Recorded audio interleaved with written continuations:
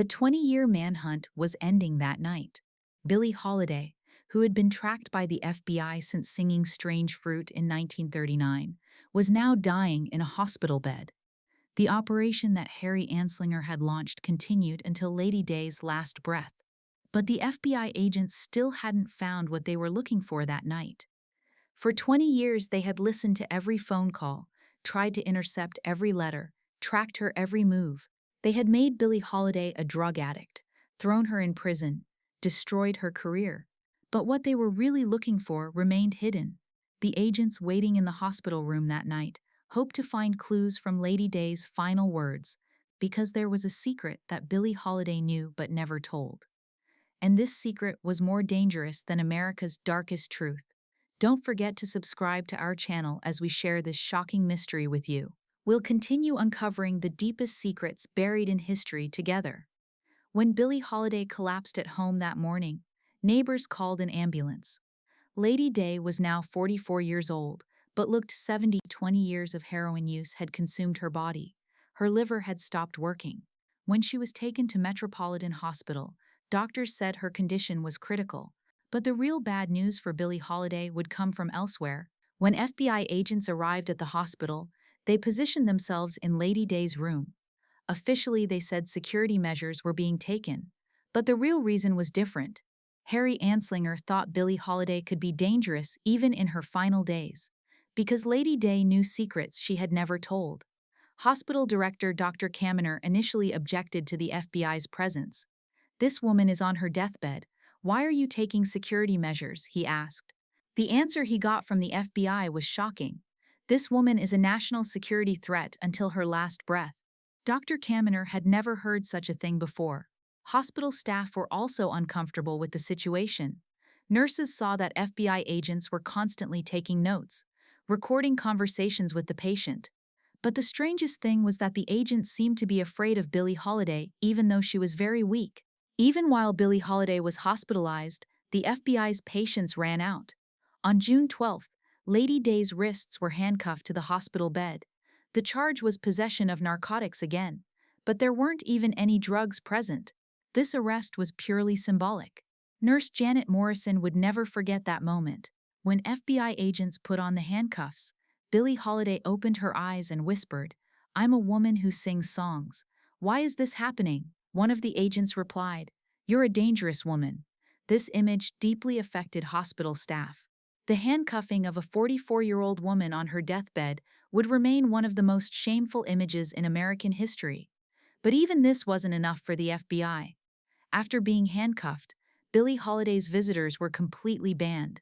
Friends, fans, even distant relatives weren't allowed into the hospital. Lady Day was completely isolated.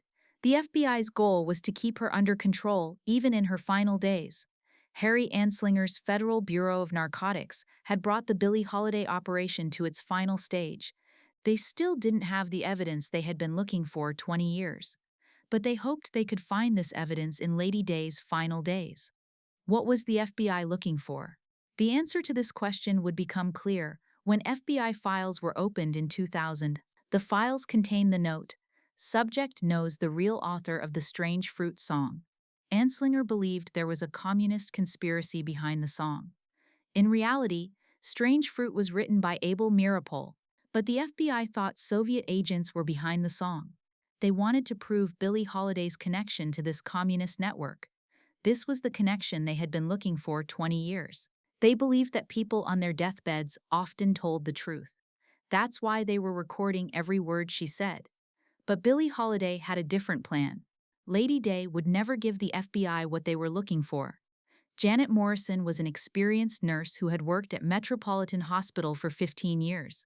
But what she experienced during Billie Holiday's final days would deeply affect her. When Morrison retired in 2001, she had recorded this testimony. According to Morrison's notes, FBI agents never left the hospital room for 24 hours. Even when Lady Day was sleeping, they waited there. Even when nurses gave medication and doctors examined her, agents took notes. The strangest thing was that the agents tried to talk to Billie Holiday. They would say, "Billie, if you tell the truth, everything will be easier." But Lady Day never answered. She would just close her eyes and remain silent. According to Morrison, the FBI agents were very tense. They constantly looked at each other, whispered, as if they were afraid of missing something important. This tension continued until Lady Day's final days. Nurse Morrison's most striking observation was this: FBI agents were afraid of Billie Holiday. Yes, they were afraid of a 44-year-old woman on her deathbed, because the secrets this woman knew could end their careers. In mid-July, Billie Holiday's condition worsened further. She was now unconscious most of the time, only able to open her eyes occasionally. But FBI agents were still there waiting, watching her every move. During this period, Dr. Michael Baden, who worked at the hospital, expressed his discomfort with the situation. When he asked, "This woman is dying, why are you still following her?" the answer he got from the FBI agent was shocking, because she might say dangerous things while dying. No one came to visit Lady Day in her final days, because the FBI was blocking everyone. Even her former lover Louis McKay wasn't allowed into the hospital. Billie Holiday was left to die completely alone. This isolation was intentional. The FBI wanted Lady Day's final words to be heard only by them, because those words could determine the outcome of a 20-year operation. But Billie Holiday's plan was different. In those final days, she wasn't talking to FBI agents, but to her own inner world.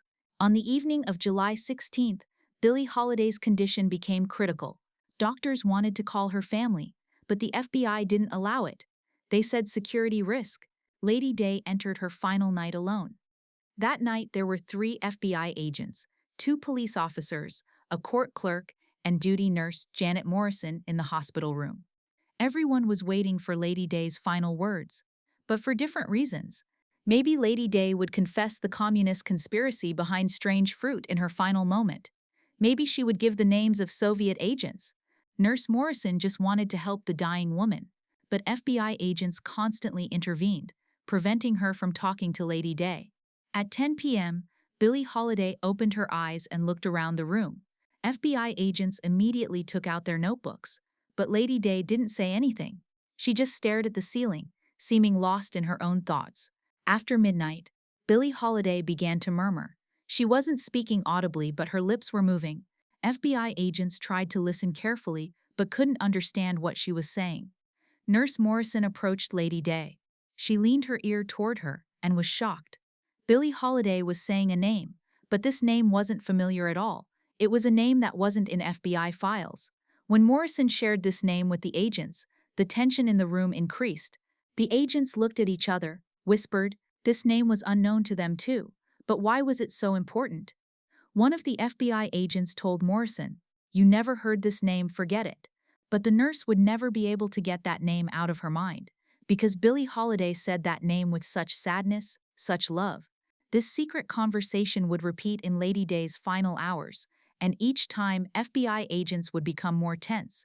On the morning of July 17th, Billie Holiday's breathing became difficult. Doctors said her final hours had come.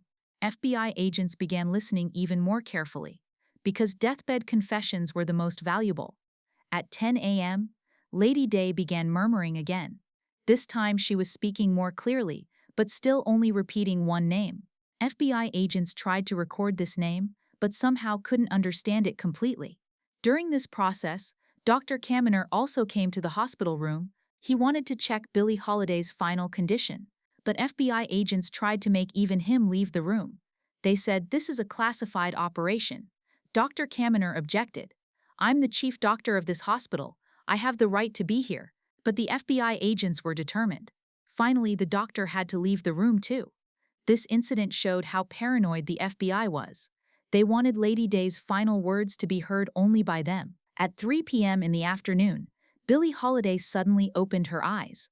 She looked at everyone in the room and spoke clearly. "Strange fruit is my song, and it will remain my song forever."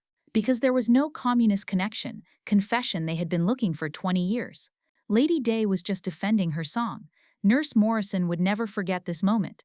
Because the woman on her deathbed was continuing to resist with her last strength, she wouldn't give the FBI the confession they wanted.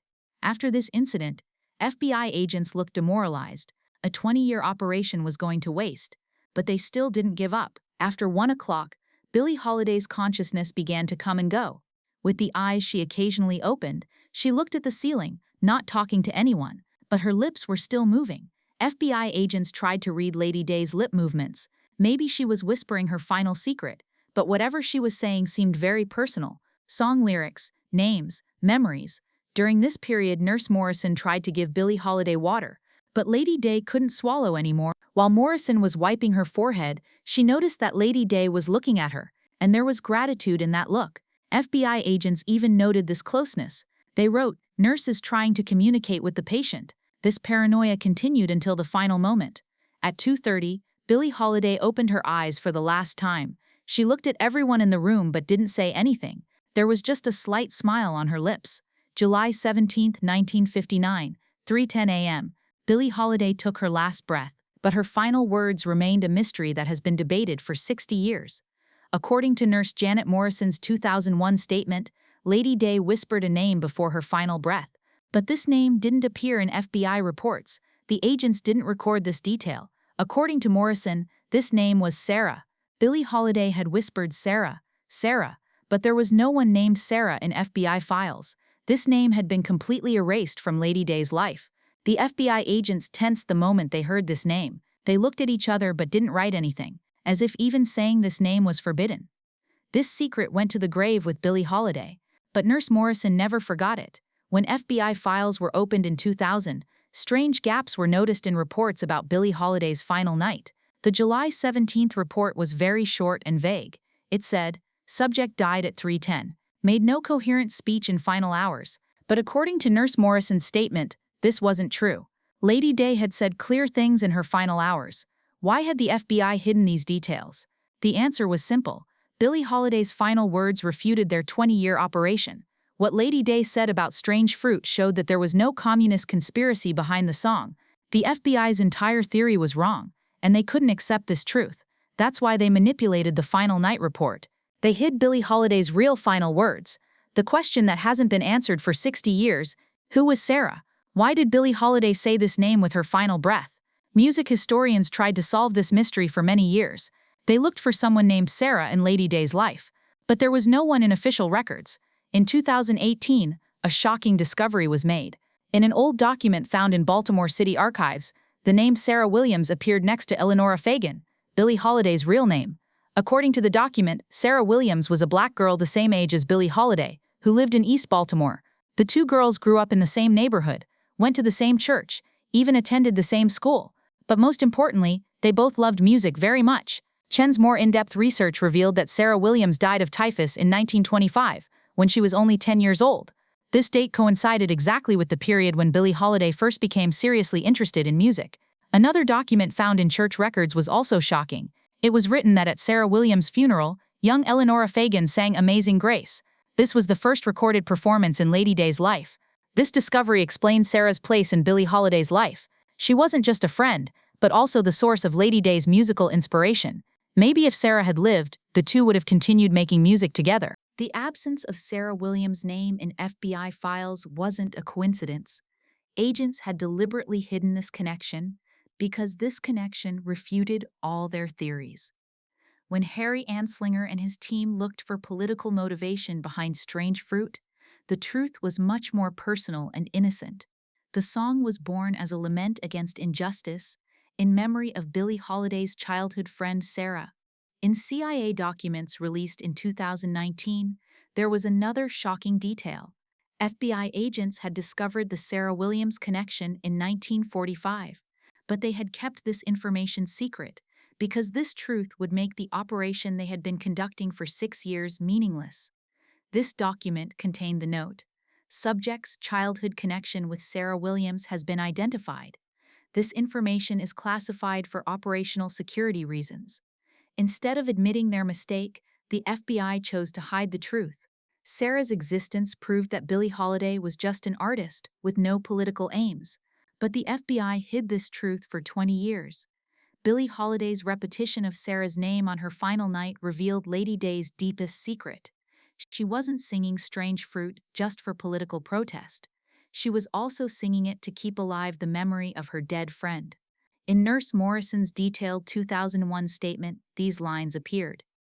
When Billie Holiday said Sarah's name, A childlike expression appeared on her face, as if she was going back to being 10-year-old Eleonora. This observation was very important, because Lady Day, in her final moment, was shedding the Billie Holiday identity that the FBI had created and returning to her true self, Eleonora. And in that self, Sarah had always continued to live. For them, Sarah was just an unknown name, but for Billie Holiday, she was the symbol of the innocence she had lost. When music experts reanalyzed Strange Fruit after 2018, they discovered hidden references to Sarah in the song's lyrics. Particularly striking was the plural use of bodies in the line, "black bodies swinging in the southern breeze." Maybe Billie Holiday wasn't just remembering lynching victims with these words, but also her friend Sarah, who died young, because both girls were victims of the system, one of physical violence, the other of social injustice. According to Dr. Chen's research, Sarah Williams' family was very poor and couldn't access adequate health care. Her death from typhus was a preventable tragedy. This was also a kind of social murder. This context added new meaning to Strange Fruit. The song was sung as a lament not just for lynching victims, but for all victims of the system. In 2020, a previously unknown diary was found among Billie Holiday's personal belongings. This diary contained shocking details about Sarah Williams. On a page dated 1954, it said today would have been Sarah's birthday. She would have turned 30. I always sing for her. Strange Fruit especially for her, because she also died too young. On another page, the FBI is following me but they won't find Sarah. She lives in my heart. She's my real secret. These lines showed what the secret the FBI had been looking for 20 years really was. Billie Holiday's real mystery was her childhood love, Sarah Williams. Not a communist connection, but innocent love. After Harry Anslinger retired in 1970, he rarely gave interviews, but in 1975, a year before his death, in his final interview with the Washington Post, he made surprising confessions about Billie Holiday. The Billie Holiday operation was one of the biggest mistakes of my career, Anslinger admitted. For 20 years we looked for a conspiracy that didn't exist. In reality, she was just a musician. His most striking confession was this: "We investigated the name she said on her final night at the hospital. We couldn't find a girl named Sarah Williams. We later learned she was a childhood friend. We thought she was a communist agent." A 20-year operation was based on completely wrong foundations. In 2019, FBI Director Christopher Wray made a comprehensive statement about the Billie Holiday operation. This statement was one of the rare self-criticisms in the institution's history. The Billie Holiday case is one of the most shameful operations in FBI history. Wray admitted, "We unjustly followed an artist for 20 years. We didn't give her rest even on her deathbed." Wray's most striking statement was this: "After learning about the Sarah Williams connection, we understand that Billie Holiday's struggle was much more personal and innocent. We fought against imaginary enemies." This apology was important, even though it came 60 years later. The FBI was now admitting its mistakes. Following Dr. Chen's research, Sarah Williams' grave was also found. She was lying under a nameless stone in the old Lincoln Cemetery in Baltimore. The headstone only said SW 1915-1925. After this discovery, music lovers erected a new stone for Sarah.